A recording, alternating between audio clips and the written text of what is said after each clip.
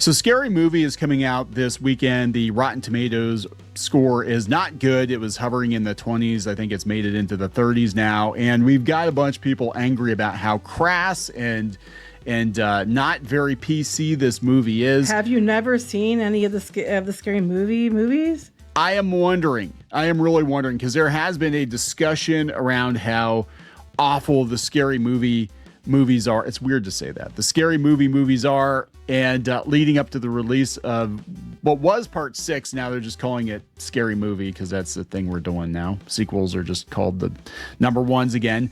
But yeah, a lot of people not real happy. That means a lot of other people are going to go see it and they're going to be thrilled.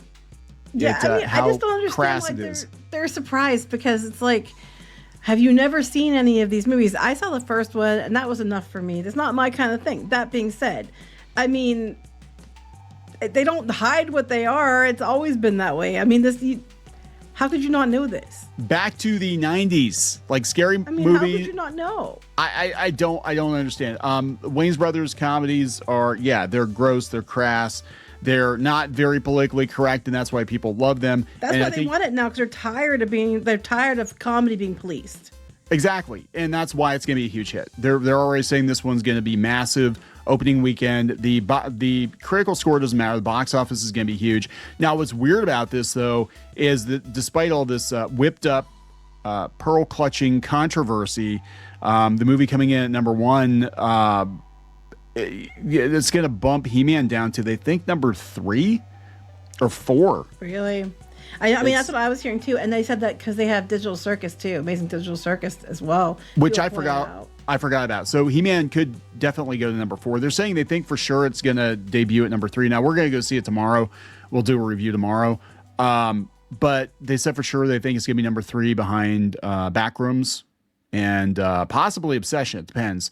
And then, of course, Scary Movie is going to be number 1, but they think that Mandalorian and Grogu is going to get pushed out of the top 5 completely because of it. Mm-hmm. So, oh no, Disney. All right. What are you going to do? And then I'm waiting for all the Disney defenders, the Disney Star Wars defenders to come crawling out of the woodwork to be like, you haters, you tanked this movie. It's like, no, nobody cared. It's all your fault. It's all your fault, guys. So let's talk about this. Before we get into it any further, please subscribe for more pop culture news, views, and rants, guys. You'll get a woohoo if you do. Woohoo.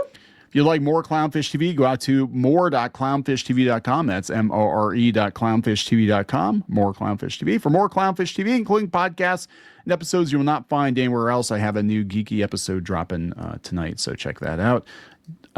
This is also our podcast version, our audio version. You can listen to it on iTunes, iHeartRadio, Spotify, wherever you listen to videos as audio. That's where we are. So thank you very much for that. The reviews are, let's see, where are we at? D-. Oh. 33%. It was like 20% earlier. It was not good. I mean, I knew they get pissy about it, but it's kind of funny about the meltdown is kind of flipping hilarious, because anybody who's been around, and that's just it, a lot of these people are, I think, newer on this, they've been writing since like the last 10 years or so. So they weren't out there reviewing these things before, and they're just like, oh my God, clutching their pearls now. Yeah, so some of these are actually pretty good. So we have Brian Orndorff, D-, a dreadful reboot that stumbles through tired, miserable ideas for comedy with no invention, little enthusiasm. Most of the time, if you check into this, like, look, the scary movies are dumb. I mean, they really are. Yeah. But it's just dumb fun.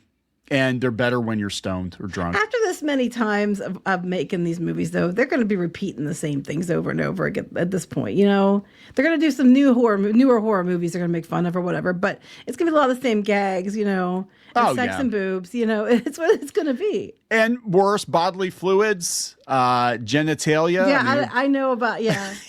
It's like I saw the first one at the drive-in with my friends, didn't know what I was getting myself into. And I was like, oh my God, did they just do that? And then I saw the second one in the theater because I had so much fun seeing the first one. I actually went to the theater to go see the second one. Anyway, this guy from IO9 says, fans of the Scary Movie franchise as a whole who watch a lot of movies might find enough in the new installment to at least not regret the cost of the movie ticket, but that's the bar. Wow. This guy, though, Mortal Sima, says the best scary movie since the first one. And he says, actually, the only good one besides the first one. Tessa Smith said, Scary Movie delivers exactly what you expect. head to theaters, turn off your brain, and laugh for 90 minutes. And that's what people are going to do. I think that's all people want. People just want to be able to go and turn your brain off. I think people are just so tired. You're not allowed to make fun of things. You're not allowed to be funny. You know, like you joke about bringing the old comedians back because they made fun of everyone. And so I think this movie is probably make fun of everyone too. Oh, yeah. And that's what they're afraid of, because we have spent the last 10 plus years conditioning people to think that comedy is bad. Making fun of anybody is bad, even if it's good-natured ribbing. And comedians have been ripping that Band-Aid off for the last couple of years now. I remember they got so mad with Dave Chappelle at Netflix. Not that, I would say some of the stuff he says, but, comedians have always been kind of there to, I think, is like a pressure valve. Like when we get two up our own asses, as you like to say, and the comedians are there to try to relieve the pressure. There's a lot of pressure when you get up your own ass. So this is the guy you were talking about the other day that gave Masters of the Universe, was it a scathing review? He was just like, or he was talking about masculinity or something. Oh, I don't know. He was basically like, it's just a commercial for the sell. It was just a commercial and to sell toys and all that stuff. Like typical, that the typical argument they kept giving. Like, yeah. They weren't really shows. They were just made to sell toys. Toy commercials. Better, that kind of stuff. Yeah. If you don't like it, why would you review it? This has come from the Wrap Scary Movie Review. The crass horror comedy is back, whether we like it or not. It doesn't matter what critics say about a crude, anarchic parody, Scary Movie 6, but we're saying it anyway. Basically, we already know that this movie is going to be crass and crude, and we hate it. But that's what it is. Like, it does what you expect. I don't know what else to tell you. Now, the weird thing is that he's complaining about it in the headline, but he said it's the funniest one since the original. But he gets into why it's problematic. Scary movies have always pushed the edge, but it's rarely been that mean-spirited. It's the only scene in a scary movie. They make fun of me, and I don't like it. It said, okay, so this is where are they talking about? They said another character reveals they're not. Okay, this is it. Another character reveals they're non-binary and gets publicly slaughtered by a large number of people just because they asked for their pronouns to be respected. And the movie goes out of its way to suggest that murderous rage is justified. Yeah, people are tired of the pronoun police. The pronoun police. So they said, it's always pushed the edge, but it's rarely been that mean-spirited. It's the only scene in any scary movie which is arguably scary because it's punching down, way down, at real victims of violence. Okay, and unlike this person is also, I'm part of the LGBTQ whatever media association and stuff like that. So yeah, of course they're mad about it. Okay, so real big, they were mad too that a gay guy got killed in It, and I'm like, that happened in the book. Like that happened in the book, and we wanted. Well, they didn't read the book. No, because if you read the book, you'd know how the book ended, and they can't show that on TV. I mean, they can't show that in the movies. But he said, it's a short scene, but it leaves a bad taste. It's hard to enjoy what comes afterwards. Still, the film's ending takes a big swing that explains why Scary Movie is the way it is, and why so many requels sideline young cast members in contemporary issues just to stroke the egos of old stars and reassure the aging fan base that they'll never have to grow up. Wait. But the whole back part about they're punching down on real victims of violence. And I'm like, who isn't a real victim of violence? Because any race, sexual orientation, gender, whatever, has been victim of violence. Because they're non-binary, they're more of a victim of violence than other people. You don't know that. God. They said, yes, for better or for worse, Scary Movie's back, but it's trying to revive the franchise, not update it. If anything, the film's stubborn, insistent that nothing about Scary Movie needs to change. It's the children who are wrong now, makes it profane, and controversial jokes feel conservative. This is a movie where people drown in vaginal fluid. Wait, what? What did you expect? Did you see the first one where she gets plastered to the ceiling? Ceiling scene, yes. And they have sex with popular cartoon characters. 26. Some people are gonna. Okay, that you just sold some people. Now, you just sold a bunch of tickets just by putting that out there. Like, wait, they have sex with cartoon characters? Oh my God, I wasn't going to go see it, but oh my God, I'm gonna go see it. Stop! You don't have to convince me. I can only get so hard, kind of thing. Oh my God, 26 years ago, that would have enraged every right-wing pundit in America. Now they're the target demographic. I don't think that they're the target demographic. I just think anybody with a sense of humor and who's tired of being, screamed at constantly by these people is the target demographic here. I think it's anybody who's tired of the policing of everything is going to be the target demographic. Well, okay, so the Mary Sue was already concerned when the trailer dropped because Marlon Wayans. Which one from the Mary Sue was right? I don't know. They're all interchangeable. Teresa Gray. Oh, yeah, okay. Teresa Gray says in an interview with the EW, this is like 2 months ago, Marlon Wayans is waging war against cancel culture. He's talking about being equal opportunity offenders and canceling folks for being too far. Yep. And he said this was about bringing back comedy the way it used to be. Mm-hmm. And I think the only way to do it is you have to cancel the cancel culture. Yeah, agreed.